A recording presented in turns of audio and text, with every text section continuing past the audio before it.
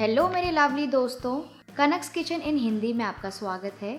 आज मैं आपको एक बहुत ही टेस्टी केक बताने जा रही हूँ जो कि मैं पार्ले जी बिस्किट यूज़ करके बनाऊँगी और जिसका नाम है पार्ले जी बिस्किट केक। ये केक हम बिना किसी ओवन या कुकर के बनाएंगे और ये घर पे बहुत ही स्पॉन्जी और मॉइस्ट भी बनता है और इसे बनाने के लिए आपको बहुत ज़्यादा इंग्रेडिएंट्स भी नहीं लगेंगे। ये परफेक्ट है आपके बच्चों के लिए और स्नैक बॉक्स के लिए। तो चलिए देखते हैं कैसे बनाते हैं घर पे पार्ले जी बिस्किट केक। पार्ले जी बिस्किट केक बनाने के लिए सबसे पहले मैंने यहाँ पे ये बर्तन लिया है। ये रेगुलर बर्तन है, आप कोई भी पुराना बर्तन यूज़ कर सकते हैं अपने घर पे। बस ये ध्यान रखिए कि ये थोड़ा सा मोटा बेस का होना चाहिए, नॉन स्टिक नहीं होना चाहिए। फिर इसके ऊपर मैं ये राउंड स्टैंड रख रही हूँ ताकि इसको स्टैंड और बेस मिले।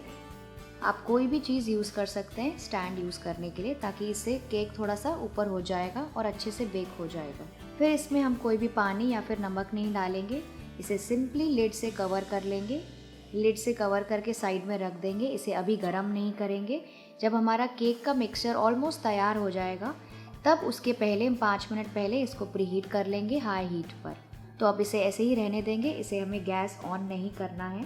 नेक्स्ट यहाँ पे मैंने ये राउंड केक टिन लिया है जिसमें मैंने बटर पेपर ग्रीस कर लिया है। तो ये देखिए, इसमें मैं राउंड बटर पेपर डाली हूँ और इसे थोड़ा सा बटर से अच्छे से ग्रीस कर लूँगी और इससे केक इजीली डिमोल्ड हो जाएगा। इसे भी साइड पे रख देंगे।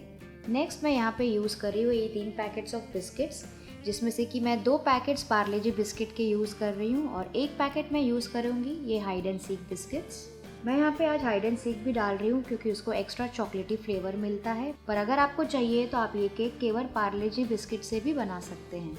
बट इन दैट केस आप 2 की जगह 4 पैकेट पार्ले जी बिस्किट्स यूज़ करिए। अब इसे ब्लेंडर में स्लाइटली क्रश कर लेंगे अपने हाथों से पहले, और इसी तरह से सारे बिस्किट्स क्रश कर लेंगे स्लाइटली हाथों से ब्लेंडर में डालने से पहले।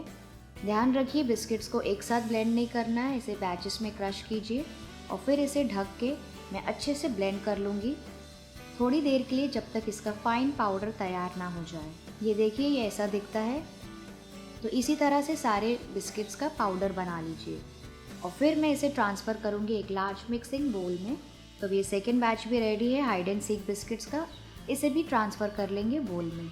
नेक्स्ट मैं इसमें ऐड करूँगी पाउडर्ड शुगर, नेक्स्ट ऐड करूँगी मिल्क पाउडर, थोड़ा सा कोको पाउडर। यहाँ पे मैं कोको पाउडर यूज़ कर रही हूँ, पर अगर आपको चाहिए तो आप इसे स्किप भी कर सकते हैं, इसको एक्स्ट्रा चॉकलेटी फ्लेवर मिलेगा। अब इन सारी चीज़ों को, ये सारे ड्राई इंग्रेडिएंट्स को अच्छे से मिक्स कर लेंगे। तो अब ये ड्राई मिक्सचर में अब हम दूध ऐड करेंगे और ध्यान रखिए दूध को थोड़ा थोड़ा ऐड करते जाइए और इस मिक्सचर को अच्छे से मिक्स करते जाइए। दूध को एक साथ मिक्स नहीं करना है वरना ये बैटर लम्पी हो जाएगा।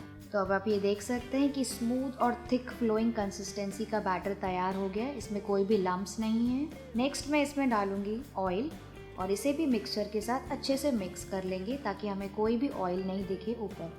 अब इसमें मैं डालूंगी थोड़ी सी वनीला एसेंस और इसे भी अच्छे से मिक्स कर लेंगे बैटर के साथ। तो इस स्टेज पे अगर आपको चाहिए तो आप कोई भी अपने पसंद के ड्राई फ्रूट्स या मिक्स नट्स या कोई भी नट्स जो आपको पसंद हो या फिर चोको चिप्स ऐड कर सकते हैं।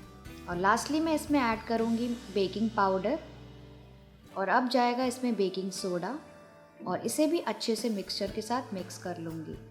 तो इसे ऐसे ही मिक्स करते जाइए, पर ध्यान रखिए इसे ओवर मिक्स भी नहीं करना है। अब इसे ट्रांसफ़र कर लेंगे हमारे केक टिन के ऊपर और फिर इसे प्लेटफॉर्म के ऊपर 1 से 2 बार टैप कर लेंगे ताकि इसके सारे एयर बबल्स निकल जाएं।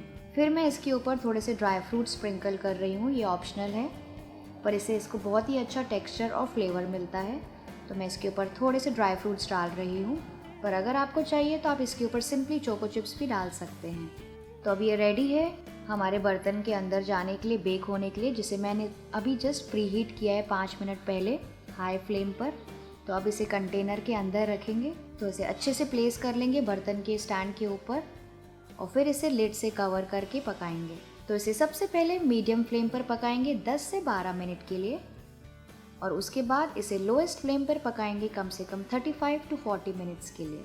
तो आज मैं ये बर्तन यूज़ करके ये केक बना रही हूँ, पर अगर आपको प्रेशर कुकर में या फिर ओवन में इस केक को पकाना है तो उसके सारे डिटेल्स डिस्क्रिप्शन बॉक्स में मेंशन है, आप चेक कर सकते हैं।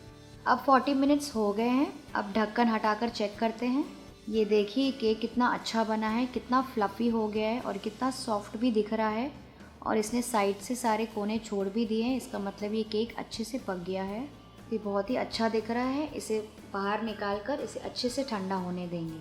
ठंडा होने के बाद मैं एक शार्प नाइफ़ रन करूँगी इसके सारे कोने की तरफ, ताकि केक अच्छे से रिलीज़ हो जाए और निकल जाए केक टिन में से।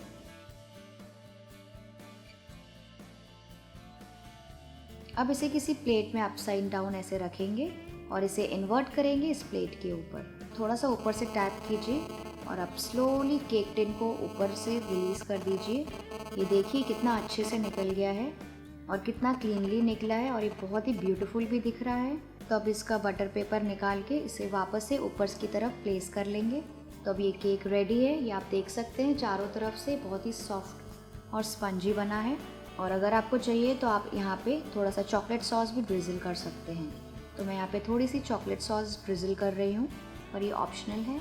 ये देखिए केक बहुत ही अच्छा बना है। मैं आपको एक पीस काट के दिखाती हूँ। ये केक काटने में ही समझ में आ रहा है कि बहुत ही सॉफ्ट और स्पॉन्जी बना है। तो ये केक आप अपने घर पे ज़रूर ट्राई कीजिए, स्पेशली अगर आपके घर में बच्चे हैं तो ये केक आपको बहुत ही ज़्यादा पसंद आएगा। ये देखिए बहुत ही सॉफ्ट और मॉइस्ट दिख रहा है अंदर से भी। तो आई होप आपको आज की रेसिपी पसंद आई। अगर हाँ तो आप इस वीडियो को लाइक कीजिए, शेयर कीजिए अपने फ्रेंड्स एंड फैमिली के साथ भी, ताकि वो भी इस केक को एंजॉय कर सकें, और मेरे चैनल को सब्सक्राइब कीजिए।